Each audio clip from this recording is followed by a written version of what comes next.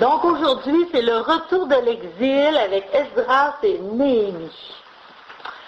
Donc, on se retrouve en exil, le peuple prend conscience qu'ils ont été rejetés par leur Dieu. C'est ceux qui vivent comme une femme qui est rejetée par son mari parce qu'elle a fait l'adultère. Alors son mari dit, va-t'en, tu as été adultère, ou bien un maître qui a vendu son esclave. Ils vivent ça comme ça, eux autres. Alors ils vont voir le prophète Ézéchiel, puis ils disent, est-ce qu'on adore les dieux de Babylone, ou bien si notre Dieu va vouloir encore de nous? Et Ézéchiel leur montre la miséricorde de Dieu, leur donne l'espérance. Alors ils écoutèrent finalement le Seigneur et ils maintinrent l'alliance. Ensuite, on voit le psaume 137 qui fait partie des psaumes de l'exil. Comment chanterions-nous un cantique sur le fleuve de Babylone? Non, parce que nos geôliers nous demandent des cantiques de Jérusalem, et nous autres, on ne veut pas chanter nos cantiques de Jérusalem sur une terre d'exil. Mieux vaut que notre langue se suspende à notre palais plutôt que de chanter des cantiques de Sion en terre d'étrangers, de païens. Alors, les païens ils se moquent un peu d'eux autres parce qu'ils disent, vous n'avez pas observé votre loi sur votre terre, puis là, vous voulez l'observer. Vous l'avez négligé sur votre terre. Là, vous voulez l'observer, puis vous êtes en terre païenne. Et ils cherchent leur identité, mais leur identité est dans la loi mosaïque. Leur identité de peuple, c'était dans leur terre, la terre promise, c'était dans leur temple, c'était dans leur ville Jérusalem, la ville de David. Ils perdaient leur identité toute. Ils n'ont plus leur terre, ils n'ont plus leur temple qui est démoli, ils n'ont plus la ville de Jérusalem. Et c'est comme ils disent, qui sommes-nous? Que devons-nous faire? Et c'est pour ça que le prophète Ézéchiel, dans l'exil, il doit encourager le peuple. Il doit le diriger, il doit le guider dans l'espérance. Et le prophète, le Deutéro-Isaïe aussi, va faire la même chose. On a, comme vous avez vu dans les textes, Daniel, qui devait être dans les nobles, parce qu'il y a eu des jeunes hommes dans la noblesse et dans ceux qui étaient riches, qui ont été déportés, qui ont été mis au service du roi de Babylone. Alors eux autres, il y en a qui sont vraiment fervents, parce qu'avec la réforme de Josias, il y en a qui sont restés fidèles à la parole. Il y a toujours un petit reste dans un peuple. Comme dans le peuple québécois, il y a un petit reste. Alors là aussi, il y avait le petit reste. Donc Daniel et ses trois amis, Ananias, Misaël et Azarias, on les connaît, eux autres. Hein? Alors ça, ils ont été restés fidèles, et quand on a voulu les amener à adorer un autre Dieu, soit ils ont été trop martyrs. Un à se faire manger par les lions, l'autre les trois autres à se faire brûler par le feu, plutôt que d'adorer la statue de Nabucodonosor qui voulait se faire déifier. Nous autres, on dit, nous autres, on a un seul Dieu. Alors ils ont annoncé le monothéisme. Ça veut dire, nous croyons en un seul Dieu. Puis les autres, il y avait toutes sortes de dieux. Donc, ils ont renforcé la pratique religieuse. Ils ont accepté aussi les sages. Dans le peuple, il y avait des sages. Ils les ont écoutés. On est revenu aux prophéties de Jérémie. Jérémie dit, quand vous allez arriver en exil, adaptez-vous aux nouvelles conditions de vie. Priez pour ceux qui vous gouvernent, parce que la prospérité du pays va dépendre de la vôtre. Jérémie 29, 4, 6.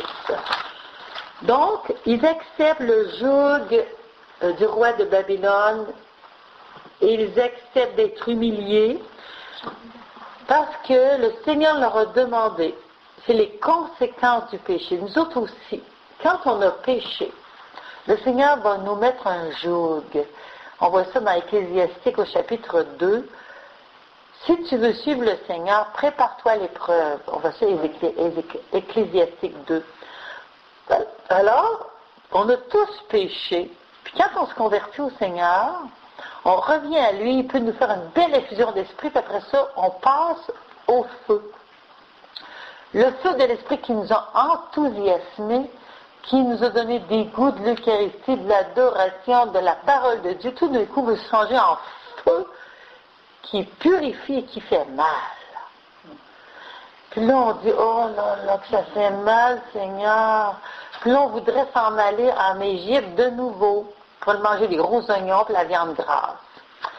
Alors, ils ont vécu ça dans le désert, 40 ans, mais ils vont le vivre 70 ans en exil. Où c'est difficile, le joug qui pèse sur eux, ils sont des esclaves. Mais quand même, ils sont très bien traités parce que les rois de Babylone traitaient bien leurs sujets qui étaient conquis. Donc, maintenant, c'est le retour. Comment le Seigneur s'est-il pris? Il a préparé un roi qui s'appelle Cyrus, un roi perse, qui a envahi Babylone, qui l'a conquis et qui a instauré un empire qu'on appelle l'empire médo-perse, les Mèdes et les Perses. Et ce Cyrus-là, il est connu. Dans le musée de Londres, on pourrait retrouver le rouleau de Cyrus. On dit que ça ressemble aux premières chartes des droits de l'homme parce qu'il avait une façon humaine de traiter les populations conquises. Et le prophète Isaïe, Deutéro-Isaïe, dit au chapitre 44, 28, « Il est mon berger, il accomplira tout mon plaisir. » Et lui se sent concerné. Il dit, c'est le Seigneur qui m'a choisi, puis il veut que je lui fasse rebâtir son temple à Jérusalem. Alors, il fait faire une annonce dans tout le pays. Tous ceux qui sont du peuple du Dieu de Jérusalem, ceux qui le veulent, allez rebâtir son temple. Alors, c'est le roi Cyrus qui a fait ça. C'est pas un juif, c'est pas un hébreu, c'est pas un israélite, c'est un perse. C'est ça qui est extraordinaire, que Dieu se serve de rois païens pour aller faire rebâtir son temple par les Israélites. Donc, il y a un premier convoi qui rentre avec 43 000 personnes. Qu'est-ce que c'est, 43 000 personnes, pour rebâtir un immense temple, une ville, remettre les terres en culture, rebâtir les maisons? Ils appellent ça un petit reste. C'est le petit reste aussi qui revient. C'est un petit reste de pauvres, mais dont Dieu a éveillé l'esprit. Alors, c'est ce qu'ils disent. Dieu a éveillé l'esprit de Cyrus, il a éveillé l'esprit de ceux qui voulaient qu'ils reviennent. Parce que c'est pas tout le monde qui est revenu. Ils étaient libres. Qui parmi nous voudra revenir et rebâtir dans la pauvreté? Hein? 80 ans après, là, je vous donne en général le résumé du retour de l'exil. 80 ans après le premier arrivé, il y a Esdras, un prêtre savant et scribe savant dans les Écritures, il revient avec 1500 personnes, 28 lévites et 200 serviteurs du temple qu'on appelle les Nétiniens. Ça, c'est le deuxième convoi. Alors, ce peuple, ils ne sont pas nombreux. Et le roi lui offre des gardes, des soldats, pour faire le chemin de Babylone à Jérusalem. Et Esdras, qui est rempli de foi, il dit, le Seigneur va nous garder, il va nous protéger. C'est lui qui nous envoie, c'est lui qui va nous protéger. Parce que sur ces routes-là, dans le temps, c'était très dangereux. Troisième personnage et troisième convoi, c'est Néhémie, 20 ans après Esdras. Néhémie, c'est un gouverneur fidèle. Il était chanson, c'est-à-dire qu'il servait le vin à la table du roi et il est interpellé pour venir parce qu'il demande des nouvelles, hein, comme nous autres on va demander des nouvelles, comme qu'est-ce qui se passe à Bécomo, qu'est-ce qui se passe à Montréal, mettons des Québec, qu'est-ce qui se passe dans notre parenté. Alors il sait que ses frères israélites sont partis à Jérusalem pour aller rebâtir. Alors il dit, mais comment ça va là, la construction? Parce que lui, il est à Suse, au service du roi, Artaxerxès. J'ai de la misère à dire le nom, là. Alors, son frère, il dit, comment ça va mal? Les murailles sont pas rebâties, les portes sont brûlées, sont pas refaites, il y a le temple qui est rebâti, mais le culte, ça va que coup-ci, coup-ça. Le peuple est tout le temps persécuté par les nations autour, les Samaritains et d'autres. Donc, le peuple est dans la grosse misère. Alors lui, il pleure, il jeûne, il dit au Seigneur, qu'est-ce que je dois faire? Puis là, il confesse son péché. La même chose qu'Esdras a fait. Donc, ça, c'est le retour de l'exil en 3 convois, avec 3 personnages différents. Les premiers personnages, c'était Zorobabel et Josué. Le deuxième, c'est Esdras, qui est le plus marquant. Le troisième, c'est Néhémie, comme personnage. Est-ce qu'il y avait beaucoup de monde au troisième? Au troisième, je ne l'ai pas écrit. Je crois qu'il n'y en avait pas beaucoup, non. Le travail d'Esdras comme scribe et prêtre, c'est un travail religieux. Qu'est-ce qu'il a fait? Qu'est-ce qu'il a réalisé, Esdras? Il a d'abord rétabli l'autel qui avait été démoli. On sait qu'ils ont enlevé l'ancien autel parce qu'ils avaient offert des sacrifices païens. Alors, ils ont complètement reconstruit un autel neuf pour offrir tout de suite un sacrifice. Et aujourd'hui, le 22 novembre, plutôt, le pape François a encouragé à faire des communautés chrétiennes des lieux d'adoration. Parce qu'il dit que c'est très important qu'on ait un lieu d'adoration. C'est pour ça que c'est d'abord l'autel qu'on construit. Comme quand Thérèse d'Avila fondait un monastère, elle installait tout de suite Jésus. Puis elle faisait dire une messe. Ça, c'était l'essentiel. À ce moment-là, la fondation était commencée, puis elle était établie.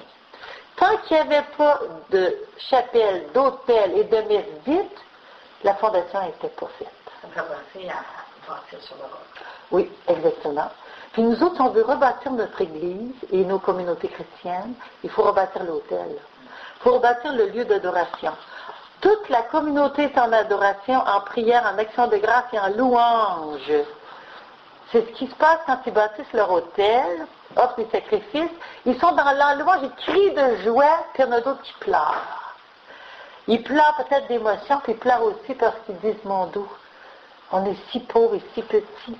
Mais en même temps, les anciens, parce qu'il y a des anciens qui sont revenus et qui pleurent d'émotion. Enfin, on a rebâti notre autel. Le temple est un lieu de référence de la communauté, un lieu de référence du peuple de Dieu, le lieu où la communauté va prier, louer le Seigneur, rendre grâce, mais surtout adorer. Dans le temple, on adore le Seigneur. C'est le point le plus important dans nos cérémonies liturgiques, de toutes nos rites, c'est ce que le pape François nous dit. Nos temples sont-ils des lieux d'adoration qui favorisent l'adoration? Nos célébrations favorisent-elles l'adoration? Alors, que ce soit du temps de Judas Maccabée ou du temps de Esdras et Néhémie, l'autel rétabli, ça veut dire l'adoration qui est rétablie. Alors, tous ceux qui font de l'adoration, ça vous encourage, hein? Ça veut dire que vous êtes au cœur du renouvellement de l'Église, du peuple de Dieu.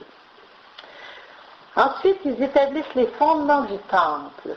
Là aussi, c'est une grande émotion quand ils ont fini d'établir les fondements du temple. Après ça, ils bâtissent la maison du temple qui est édifiée. C'est énorme avec ce petit peuple. Là, c'est pas tout le monde qui construit. Là. Les femmes, les enfants, les vieillards, ils ne peuvent pas le faire, mais c'est les hommes enfantés qui peuvent le faire. Après ça, ils purifient le peuple. Qu'est-ce que ça donne d'avoir une bâtisse en pierre si le peuple n'est pas purifié?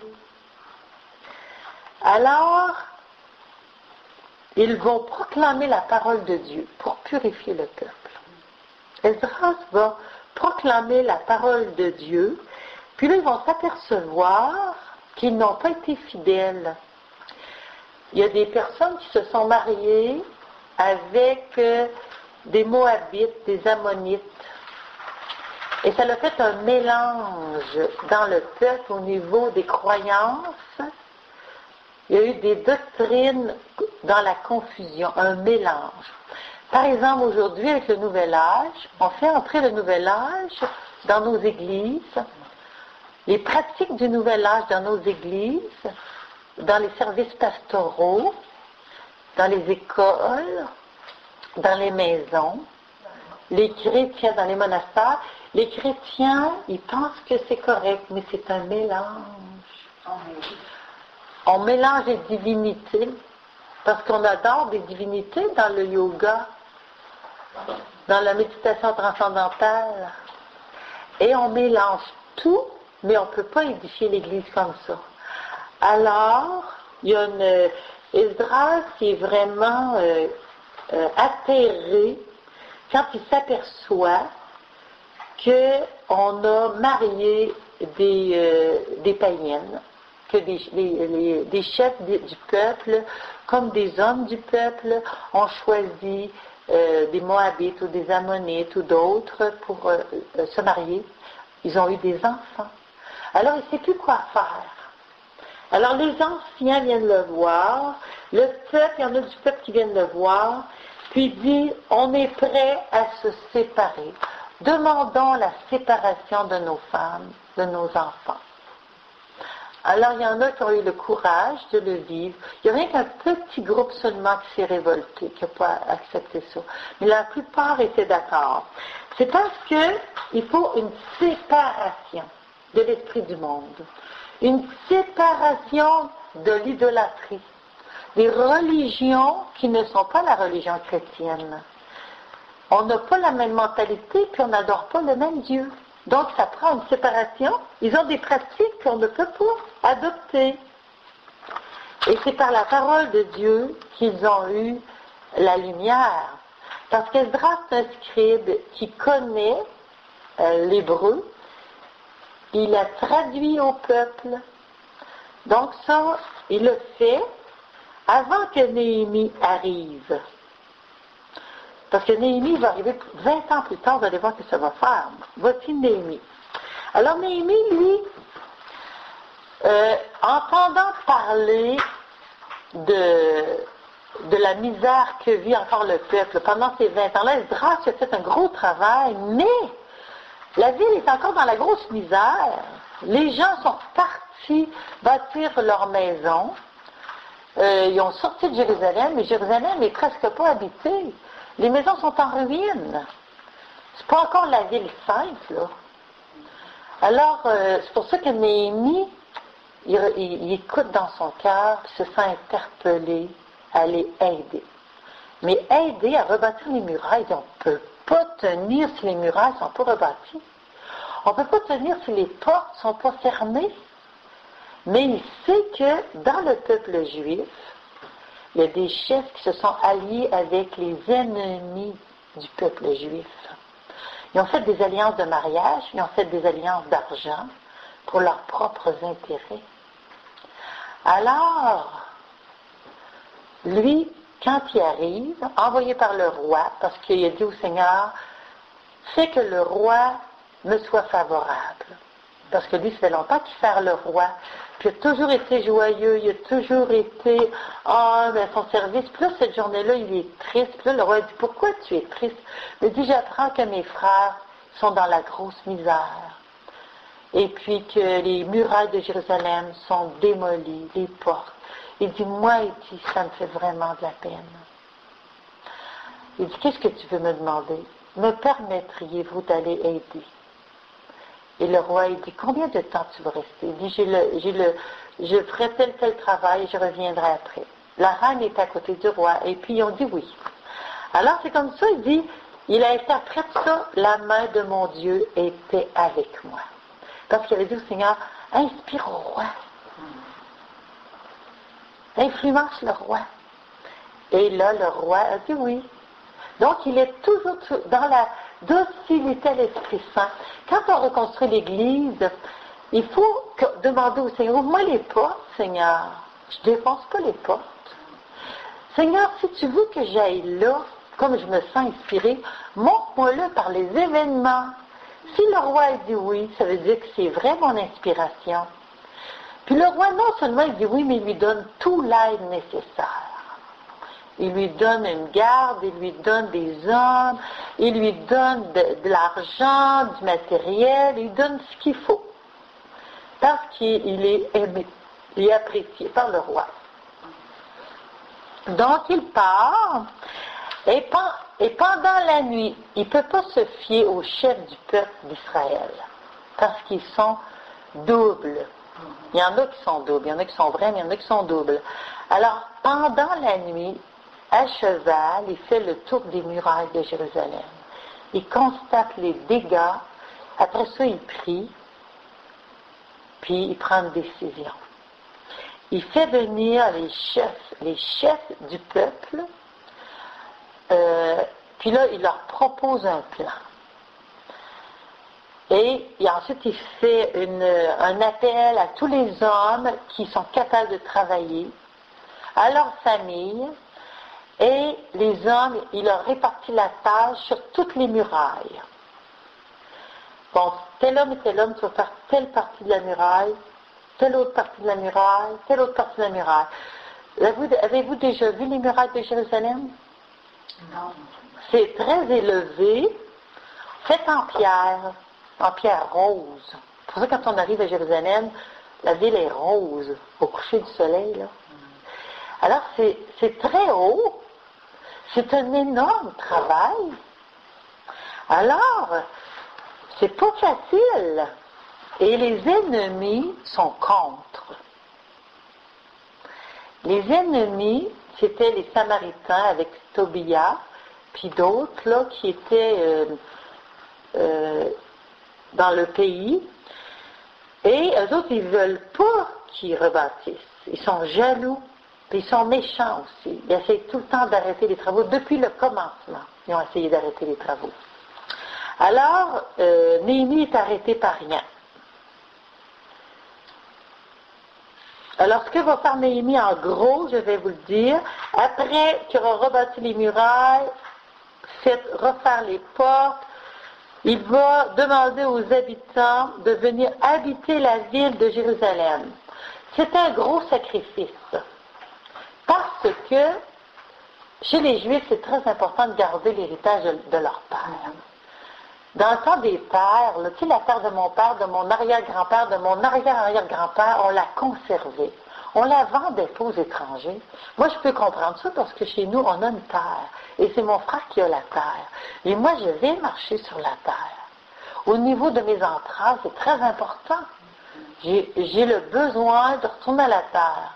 Mais en même temps, je dis, Seigneur, tu veux, je vais quitter cette terre-là. Elle était toute transformée par mon frère. Ça ne ressemble plus à ce que mon père avait fait. Puis ça me fait un deuil. C'est pas pareil. Alors l'attachement à la terre était très fort. Et Néhémie demande à des hommes volontaires, acceptez-vous de laisser vos maisons, vos terres et de venir habiter Jérusalem. Parce que le temple était plus important que tout. Le temple de Dieu. Et la ville de Dieu, là où Dieu a voulu habiter, la ville de David, Jérusalem, mais Jérusalem au plus haut de ta joie, dit le peuple, est-ce que c'est pas plus important que ton habitation est à terre? Alors, ils sont tous à réfléchir ça, puis il y a des hommes qui quittent tout et qui viennent avec leur famille se bâtir une maison dans Jérusalem. Vous imaginez tous les sacrifices que ces hommes ont fait, hein? Pour que la tradition de la révélation de Dieu soit et parvienne jusqu'à Jésus et jusqu'à nous. Il fallait que le peuple et que Dieu donne la grâce, parce qu'il serait démoli, ça fait longtemps, il serait perdu dans toutes les nations. Parce que vous savez que les 10 tribus qui ont été exilées en Assyrie, ils ont été tous mélangés aux Assyriens. On n'entend plus parler d'eux autres. Mais il est resté la tribu de Juda et de Benjamin présentement. Mais c'est parce que le Seigneur a voulu les maintenir. Parce qu'autrement, ils auraient été aussi assimilés à Babylone. Mais le Seigneur a envoyé ses prophètes, et le Seigneur a envoyé ceux qui étaient des sages et des jeunes, leur a donné le feu pour garder les traditions de leur père jusqu'au martyre. Il leur a donné cette force-là. Il a multiplié des miracles aussi. Hein? Donc, il a restauré tout cela, puis après ça, il a demandé à Esdras de proclamer la parole de Dieu. Il a rassemblé tout le peuple, les hommes, les femmes, les enfants, et Esdras, très officiellement, sur une estrade, avec les chefs du peuple, a proclamé la parole de nouveau. J'imagine qu'il l'avait fait lui aussi. Mais de nouveau, il la proclame sur le peuple, parce que le peuple ne comprenait même plus la langue hébraïque. Ils étaient obligés de traduire. Puis là, il y avait des scribes, il y en avait emmené des scribes. Et les scribes expliquaient au peuple pour leur faire comprendre la parole de Dieu. Et là, ils ont décidé, après ça, de faire la célébration de la fête des temps, célébrée selon les Écritures. Ça n'avait pas été fait depuis 1000 ans selon les Écritures. La fête des temps, des tabernacles. Vous savez que le nom tente, ça veut dire tabernacle en hébreu. Ensuite, ils ont renouvelé l'alliance avec Dieu. Parce que le peuple a dit oui à observer la parole de Dieu telle que Moïse l'avait transmise, qu'elle lui avait été lue. Ensuite, ils ont été prêts encore à faire un ménage dans les mariages, parce qu'il y en avait encore qui n'avaient pas été séparés de leur femme. Puis c'est Néhémie ou bien un autre qui dit, vous vous souvenez de Salomon? Salomon, c'est à cause des femmes.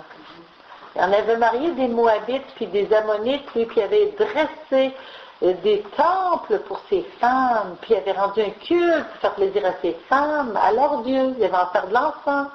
Il dit, lui qui était le plus sage, le plus grand des rois, est tombé à cause des femmes. Nous autres, on serait-tu capable de rester fidèles à Dieu? On serait-tu capable de marier des femmes de notre nation qui adorent d'autres dieux? On ne serait pas capable. C'est pour ça qu'on doit se séparer. Et le peuple a compris. Sauf qu'il y avait le grand prêtre Eliashib, je ne pense pas que je le prononce comme il faut, mais lui, il n'avait pas encore fait la séparation.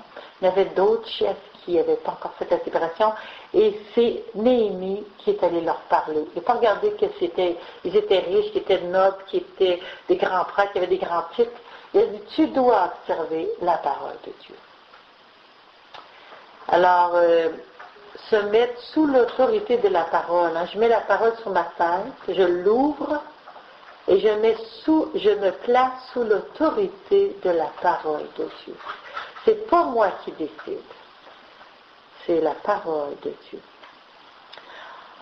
Donc, il rétablit la justice avec le grand prêtre et les chefs du peuple. Savez-vous qu'est-ce qui se passait? Est-ce que je peux poser une question? Oui. Parce que ça me vient une image. Oui, oui. Là, si je comprends bien, celui qui a réellement l'autorité, c'est Néhémie. Néhémie avait l'autorité civile, et puis Esdras, l'autorité religieuse. Ouais.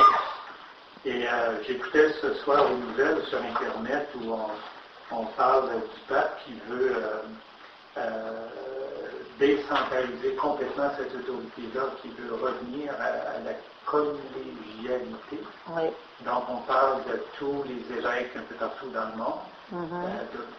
si j'ai bien saisi le texte, de ne plus prendre nécessairement, parce qu'il y a un document de 280 quelques pages là, qui va sortir, de ne plus prendre nécessairement l'autorité de Rome, le pape, le curie romaine, et les autres s'en vont dans le bas, et de prendre l'ensemble de ce qui vient du bas, puis d'en faire un mix, pas trop, là, si j'ai bien compris, pour après ça... Une communion.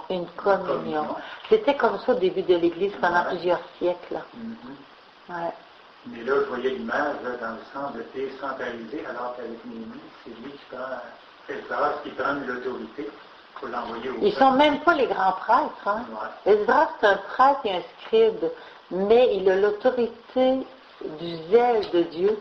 Et Néhémie n'a pas l'autorité, sauf que le roi lui a donné d'être gouverneur, là, mais l'autorité officielle, c'était les chefs du peuple, mais ils sont indignes. Alors eux autres, ils ont une autorité de rénovation. Mais Néhémie a une autorité envoyée par le roi, puis après ça, il retourne chez le roi. Hein. C'est simplement pour la restauration qu'il vient. Puis il se gêne pas, c'est comme un prophète, Néhémie en même temps, parce qu'il fait observer la parole. La grande autorité, c'est la parole de Dieu. C'est comme ça que je le vois, moi. Ben oui, c'est comme ça que je le voyais moi aussi. Parce que Néhémie, quand il entend la parole de Dieu, il la fait observer. C'est Esdras qui la proclame, parce que c'est lui le prêtre et le scribe. C'est lui qui l'explique, c'est pas Néhémie. Chacun son rôle. Mais quand Néhémie entend ce que Dieu veut, il le fait observer par les grands prêtres, par les chefs, puis même il va jusqu'à les battre. Il ne se gênera pas. C'est pas parce que tu es un grand prêtre que tu as à ne pas observer la parole. Surtout que les chefs ont commencé à être injustes. Ils ne donnaient pas à manger à certaines familles qui étaient rendues tellement pauvres. Alors les pauvres, ils ont crié. Ils ont demandé, on n'a rien à manger. Puis eux autres, là, ils profitaient des pauvres pour leurs propres intérêts. Ça fait que là, Néhémie a remis la justice. Ensuite, il a rétabli l'obéissance à la loi au niveau du jour du sabbat, des mariages. Et l'autre, je ne le vois pas. Je ne vois pas, je n'ai pas écrit. Donc, le jour du sabbat, c'est que il y avait des gens qui rentraient le jour du sabbat pour venir faire du commerce dans la ville de Jérusalem. Parce que les portes étaient ouvertes. Quand on dit qu'il ne faut pas ouvrir nos portes, il faut savoir fermer nos portes. On les ouvre à qui de droit, puis on les ferme à qui de droit. Hein? Alors les portes étaient ouvertes tous les jours, tôt le matin. Alors, sabbat ou pas sabbat pour les païens, il n'y avait pas de différence. Eux autres, ils travaillaient tous les jours de leur vie. Mais les Israélites, eux autres, ils avaient un jour qui les singularisait, qui leur donnait une identité religieuse, qui montrait que leur Dieu était différent. Cette journée-là, ils arrêtaient de travailler, de faire du commerce, puis ils prenaient le temps d'adorer et de célébrer leur Dieu.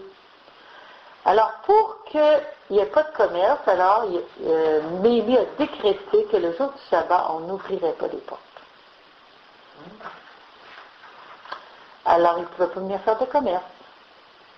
Alors, ils se sont aperçus que tel jour, personne n'ouvrait pas les portes, ils ont arrêté de venir. Alors, nous autres, ça nous parle. Hein? Est-ce que j'ouvre mes portes à n'importe qui, à n'importe quoi, à n'importe quand?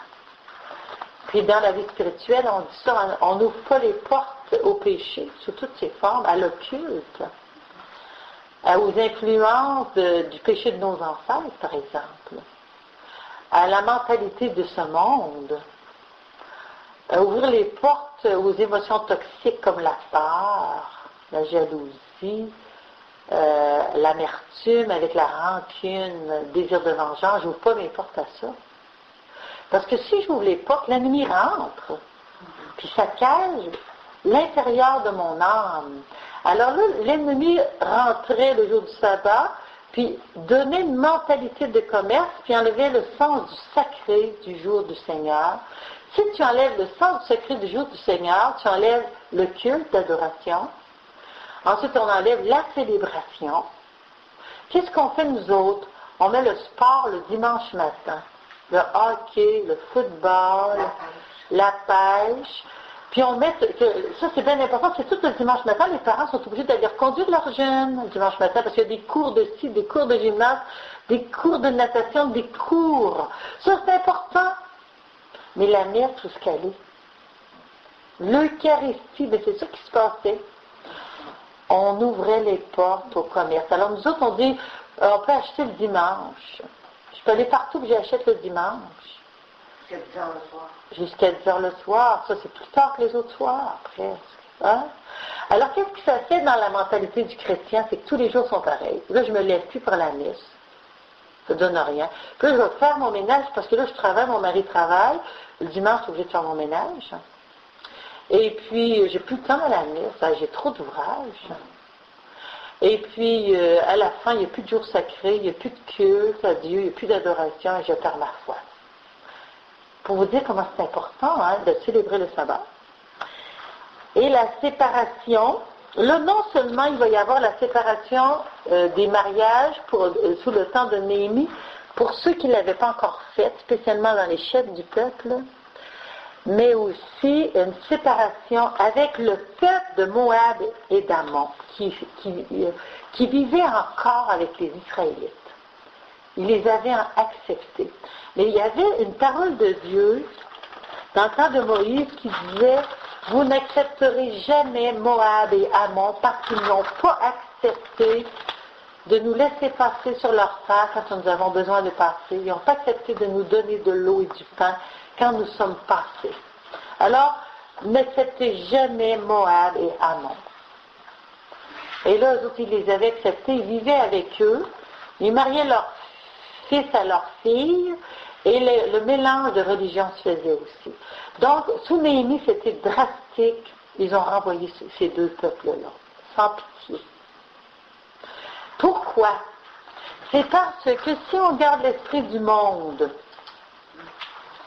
si on garde les mentalités du monde, les modes, les pratiques, on ne peut pas garder notre foi intégralement. On va s'attirer très rapidement. C'était toutes sortes de précautions qui étaient prises pour garder la ferveur et la fidélité à l'alliance au Seigneur. Alors, je voulais un petit peu, je pourrais vous parler encore longtemps, regardez, j'ai pas beaucoup parlé d'Esdras comme personne, mais il ressemble aussi à Néhémie. Il était une très, très grande aide pour son peuple, Esdras. Pourquoi? Et c'est très important de le savoir. C'est parce qu'il a enseigné le peuple sur les Écritures, parce qu'il les connaissait. Enseigner le peuple sur les Écritures, c'est le premier travail à faire pour un renouvellement. Et c'est ce qu'Esdras a fait. Ensuite, deuxièmement, qu'est-ce qu'il a fait? Il s'est humilié des péchés de son peuple et de leurs manquements, chapitre 9. Quand il a vu le péché de son peuple, il s'est humilié, déchiré ses vêtements, il s'est mis à pleurer, il a supplié le Seigneur, il a demandé pardon. Il n'a pas dit « mon peuple a péché, puis on fait ci, puis on fait ça ». Il a dit « nous avons péché ». Il s'est mis avec eux autres, il a confessé les péchés avec le peuple. Ensuite, il a conduit le peuple à une très grande restauration.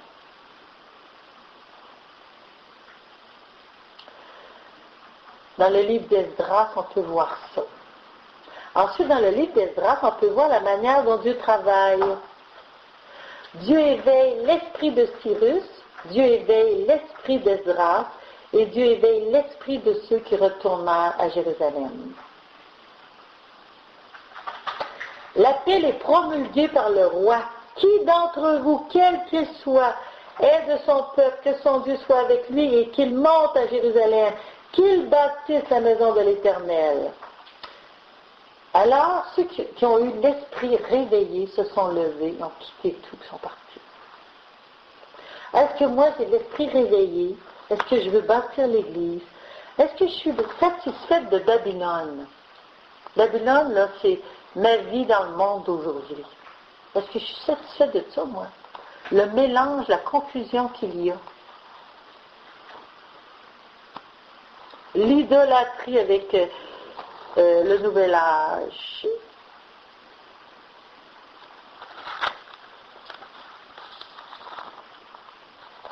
Revenir ou ne pas revenir, ça devait être une grosse question. Ça l'est pour nous autres aussi. Est-ce que je réponds à l'appel de Dieu?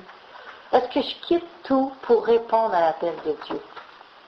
Mais là, eux autres étaient installés là, à Babylone. Il y avait leur maison, il y avait du confort. Il fallait qu'ils perdent leur confort, s'en aller en voyage avec un petit paquet.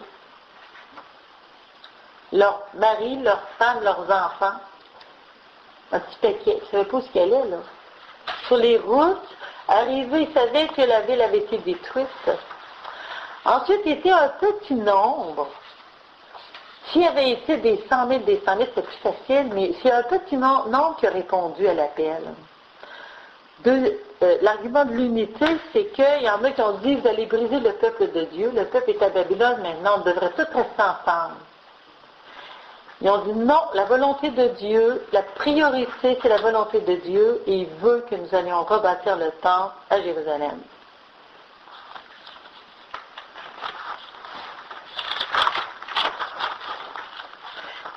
Pour notre société actuelle, c'est très important ces enseignements-là. Tu comprends, Yves? C'est très important l'Ancien Testament.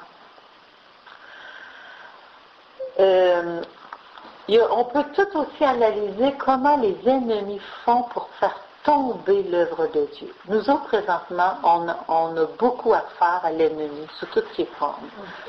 Alors, les ennemis se présentent sous des apparences aimables, au chapitre 4 d'Esdras. Nous voulons bâtir avec vous. Ils ont l'air gentils. Mais Esdras refuse. Pourquoi? Parce qu'ils n'ont pas le même culte. Ils disent, nous aussi, on adore le même Dieu que vous. Mais ils l'adorent avec un mélange. Parce que les autres, ils ont le culte ancien d'Assyrie, parce qu'ils viennent d'Assyrie, ils ont été installés là. Je vous en avais parlé dans un autre enseignement. Ils ont été installés là, puis comme les lions, les ours les mangeaient, le roi d'Assyrie a envoyé un prêtre israélite pour leur parler de Yahvé. Et comme on honorait Yahvé, alors ils ont fait un mélange des deux cultes. C'est exactement ce qui se passe. Mais les autres, ils veulent bâtir. Esdras dit non, on n'a pas le même Dieu, puis on n'a pas la même pensée. On ne peut pas bâtir ensemble. On ne peut pas bâtir avec quelqu'un qui n'a pas la même pensée que nous. On ne peut pas. Puis, pourtant, on est dans la même église, mais des fois, on n'est pas dans la même pensée. On ne peut pas bâtir avec les autres. Il faut les amener à la conversion, sinon, excuse-nous, je ne veux pas bâtir de cette manière-là, je ne pense pas comme ça. Dernièrement, nous sommes arrivés dans un village, puis on a demandé à un curé, c'est pas moi, c'est une maman, elle est allée voir son curé, elle a dit, est-ce qu'on pourrait reprendre les enseignements sur la parole de Dieu comme on avait fait l'année dernière, dans votre paroisse? Il a dit, ben oui, je suis très heureux que vous recommenciez, que ça continue. Mais elle dit, on va déranger, parce qu'on a dérangé l'année dernière. Il dit, moi, si vous enseignez ce que l'Église enseigne, et si vous vous préparez bien, votre enseignement, j'ai pas de problème avec ça. J'en venais pas. Alors, on a l'appui du prêtre, alors on peut déranger. Parce que le prêtre, le Seigneur, est avec nous. Donc, on va déranger encore. Parce qu'il y a du monde qui n'était pas toujours d'accord avec ce qu'on disait. Alors, comme ils ont refusé, Esdras a refusé l'aide de ces peuples, ils ont été très en colère. Alors, ils ont essayé de troubler ceux qui bâtissent. Ils ont soudoyé des conseillers. Ils ont eu une opposition permanente. Es-tu sûr que ça s'est juste passé dans ce temps-là? Que j'en connais des affaires dans le monde d'aujourd'hui. C'est pour ça que j'aime l'Ancien Testament. Moi, c'est pour ça. J'ai dit que c'est la même chose qu'aujourd'hui. Incroyable. Incroyable. C'est pour ça qu'il faut étudier l'Ancien Testament. Ça nous donne une telle force là, pour se battre aujourd'hui. L'œuvre s'arrête. Alors, ils ont réussi à arrêter l'œuvre de Dieu Ils les firent cesser par force et par puissance. Esdras 4, 23, 24. Mais pas rien que par force et par puissance, mais aussi parce que le peuple s'est désintéressé de bâtir le temple. Ils ont dit, on va laisser bâtir notre maison, nous autres. On va bâtir notre vigne, notre maison, nos terres, on va cultiver nos affaires. Alors, ils ont arrêté de bâtir le temple. Alors, nous autres, on arrête de bâtir l'église. Parce qu'on dit, on s'occupe de nos affaires. Alors, il faut quand même gagner notre vie, là. S'occuper de notre famille. L'église, ben, le temple de Dieu, ben, la foi, passera en deuxième. Mais là, le prophète Agé, au chapitre 31, le prophète Zacharie, le Seigneur les envoie dans le peuple. Il leur dit, vous pensez à vos propres maisons, puis vous avez oublié l'œuvre de Dieu. Vous ne pourrez pas avoir la bénédiction du Seigneur, vous n'avez pas mis Dieu le premier. Ça vaut la peine de lire Agé, mais je vous les ai mis dans les méditations. Alors ils ont repris le travail, ils sont allés jusqu'au bout à cause des prophètes. Vous savez que sans les prophètes, hier vous parlez de ça, comment vous avez aimé lundi soir votre rencontre, il y avait des prophètes qui étaient là. Et ils vous donnent la direction de la construction d'église. Ils vous donnent de l'espérance. C'est ce qu'ils ont fait.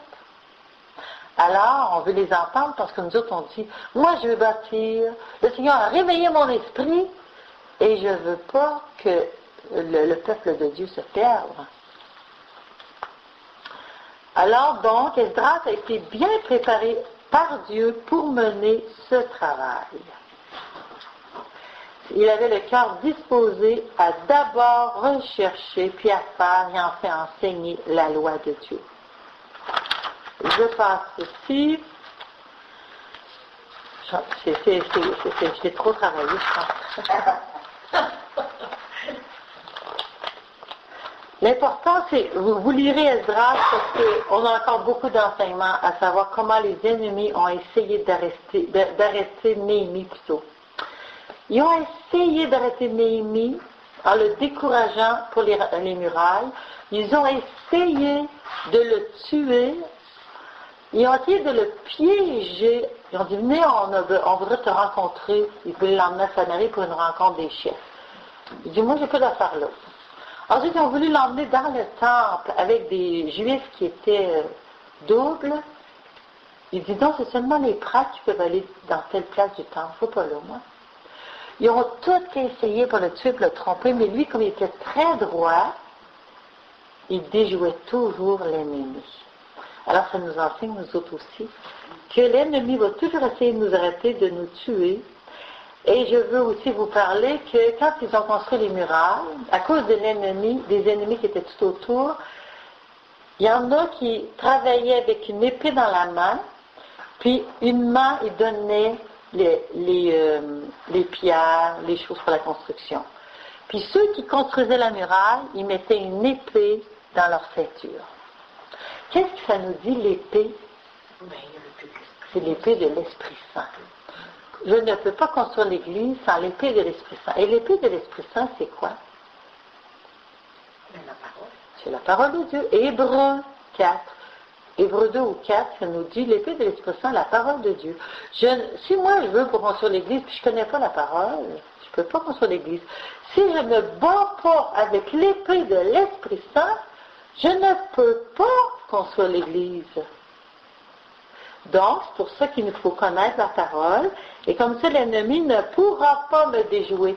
Et parce que Néhémie a écouté Esdras, parce qu'Esdras connaissait la parole, et que Néhémie s'est laissé instruire de la parole, ils n'ont pas été joués par l'ennemi. Ils ont toujours eu le discernement. Nous autres, si on veut avoir le discernement, ben, il faudra aussi. Ben, c'est comme ça que Jésus a résisté à la tentation des âmes, par la parole. Par la parole, voilà. Alors, pourquoi la muraille? Est-ce que nous autres, on a besoin d'une muraille autour de notre cœur? Dans la famille Myriam, on appelait ça la clôture des oui d'amour, autour du cœur. Je me souviens de ça. les monastères cloîtrés vont mettre une muraille. Vous avez vu? Les monastères cloîtrés font une muraille. Pourquoi est-ce qu'ils font une muraille? Comment tu appelles ça, la clôture des oui d'amour? La clôture des oui d'amour. Ah, des oui. C'est les oui à Dieu, dans l'amour. Oui à Jésus. Je ne vais pas comprendre. Parce que la muraille, c'est une séparation de l'esprit du monde. La muraille, c'est une défense contre l'ennemi. Et la muraille, constitue un ensemble, une unité. Alors la muraille va nous garder ensemble, dans un même esprit. Alors nous autres, on a une muraille invisible. Mais il faut la garder, notre muraille. Protéger notre cœur, protéger notre famille de l'ennemi, protéger notre Église. Du sang précieux de Jésus. Oui, on se couvre du sang de Jésus, puis aussi on n'ouvre pas nos portes à l'ennemi. Ben, je veux dire, Tu sais, j'ai, moi, la liberté de décision. Si on frappe à ma porte, l'ennemi frappe à ma porte. les Jéhovah qui viennent connus. C'est-à-dire que par les tentations, Ah, oui. quand les Jéhovah viennent connus, je les accueille, puis je leur dis, j'ai moi aussi une Bible, je prie aussi, mais je ne voudrais pas vous faire perdre de temps parce que, moi c'est comme je leur réponds, je ne veux pas vous faire perdre de temps parce que moi je suis très convaincue. J'enseigne aussi la parole de Dieu et je suis catholique convaincue. Je ne changerai pas de religion, je ne veux pas vous faire perdre de temps. Je vous remercie quand même. Bonjour. Chez nous, là, ils ont fait ça. Oui. Ils venaient régulièrement. Oui. Puis il y en a un, tu sais, ils viennent toujours à deux, puis il y en a un qui travaillait au moulin où mon mari travaillait. Oui. Fait que, tu sais, ça devenait un petit peu, il disait, on va les avoir à la langue. Oui, oui. Et puis, il me sortait la parole de Dieu, puis j'ai oublié le verset suivant. Finalement, en tout cas, là, pour faire une histoire courte, là, on les a eus à l'usure, il était et j'ai dit, ah, mon garantie, même que c'est arrivé à un moment donné, il voulait tellement, il était tellement convaincu, j'ai dit, garde, c'est correct, si tu veux rentrer, à une condition, c'est que on va prier. Et puis, on s'est mis à jouer dans le salon, on a prié avec ma Bible, leur affaire. Puis, ils ont dit, il y avait leur affaire à... J'ai dit, j'en ai pas besoin de ta documentation. Par contre, j'ai dit, moi, je serais d'accord de vous donner une belle parole de Dieu. Tu sais, tu prends la parole, puis Ah, oui. Ils sont pas avec ça. Ils sont pas venus. Mais non, le gars, Ils faisaient avoir comme du courant. Mais ça les avait ébranlés. Ça, on l'a vu, par exemple. Oh! Oui, ben, il y en a. Et moi, j'étais catholique avant, puis ça donne à rien. Oh! Ah, ben, j'ai dit, écoute, peut-être que t'es pas allé au fond des choses, là, puis t'as pas poursuivi la route. J'ai dit, tu sais, les catholiques aussi, je dis, on lit la Bible, là. Pas juste les témoins de Jéhovah. Même, à un moment donné, là. Oui, c'est bien. C'est bien qu'on le dise parce qu'il y en a dans les catholiques qui lisent leur Bible, puis il faut qu'il y en ait beaucoup plus. Il faut vraiment qu'on retrouve le chemin de la parole de Dieu. C'est essentiel, sinon on n'a pas de discernement. J'en reviens pas comme les catholiques qui sont sans discernement présentement. Parce qu'on ne connaît pas notre Bible. Si on connaît la parole de Dieu, on a le discernement. Dans ce temps-là, je trouve que le Seigneur nous inspire les paroles. Hein? Ah, tu vois. Ah, il nous les inspire. Tu sais, c'est sûr que si je lis jamais la Bible, ça va être difficile pour moi. Mais c'est comme si il y avait une lumière sur la parole à y répondre. Ouais, la parole de la Bible. Pas mon blabla, là, mais la parole de la Bible, elle y répond. Mais nous, j'en ai d'autres ennemis qui nous parlent, oui. Comme être dans des sectes ou être dans des... Oui, il y a les sectes, mais aussi des fois ça peut être notre parenté qui est dans l'esprit du monde. D'autres fois ça peut être, oui, parce que il y a certaines modes avec lesquelles je ne peux pas m'habiller, sinon je ne suis pas une chrétienne. Il y a certaines pensées, par exemple, il y en a qui ne croient plus à l'Immaculée Conception. Ils nous ostinent, ils prient, mais ils ne croient plus à ça, eux autres. Il y en a qui ne croient plus à la résurrection, ils croient à la réincarnation. Ben, Ben moi, j'ai pas la même pensée. C'est plus chrétien, ça. Mais c'est dans nos parentés, puis c'est des gens, des fois, qui vont à l'église. Mais je peux pas accepter ça. C'est l'ennemi en dedans. Donc, eux autres aussi ont vécu ça. Ils ont vécu l'ennemi en dehors. Ces peuplades qui ont essayé de les empêcher de construire les murailles. Après ça, l'ennemi en dedans, c'était le grand prêtre.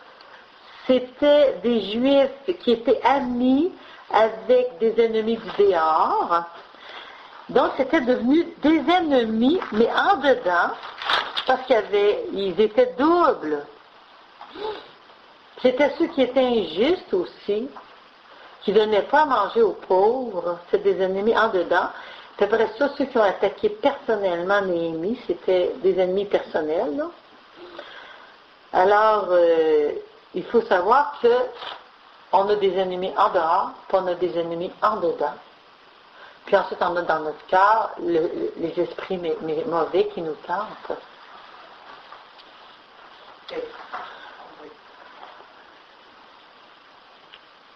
Ah oui, aussi, Néhémie est revenu avec l'année sabbatique.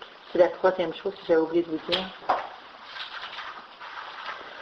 Un chef du peuple cause un scandale et des conséquences d'infidélité. C'est Eliachib, déchu par Néhémie, parce qu'il a dit on ne s'associe pas avec le mal.